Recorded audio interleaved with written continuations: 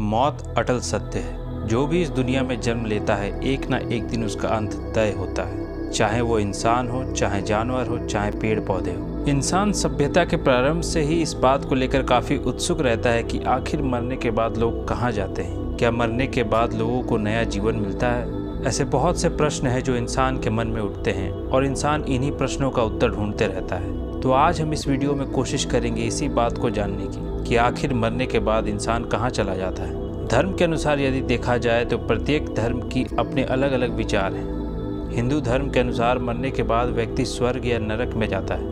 वहीं हम बात करें मुस्लिम धर्म की तो मुस्लिम धर्म के अनुसार व्यक्ति मरने के बाद जन्नत या जहन्नुम में जाता है। और यदि हम ईसाई धर्म की बात करें तो ईसाई धर्म के अनुसार मरने के बाद व्यक्ति हेवन या हेल में जाता है। सभी धर्मों में मरने के बाद व्यक्ति के दो रास्ते बताए गए हैं। जो व्यक्ति मरने के बाद स्वर्ग, जन्नत या हेवन में जाते हैं उनका जीवन धन्य हो जाता है।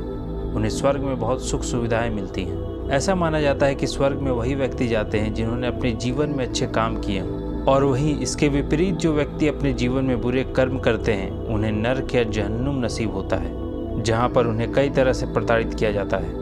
कई पौराणिक मान्यताओं के अनुसार मरने के बाद व्यक्ति का पुनर्जन्म भी होता है, और जो व्यक्ति स्वर्ग में अपना समय व्यतीत कर लेते हैं ऐसा माना जाता है कि ईश्वर उन्हें धरती पर दोबारा जन्म लेने के लिए भेजता है। वहीं वैज्ञानिक मत के अनुसार यदि किसी व्यक्ति की मृत्यु हो जाती है तो उसके जीवन का अंत वहीं हो जाता है।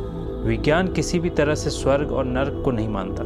विज्ञान का कहना है कि यदि किसी व्यक्ति की मृत्यु हो जाती है तो उसके जीवन का अंत वहीं हो जाता है।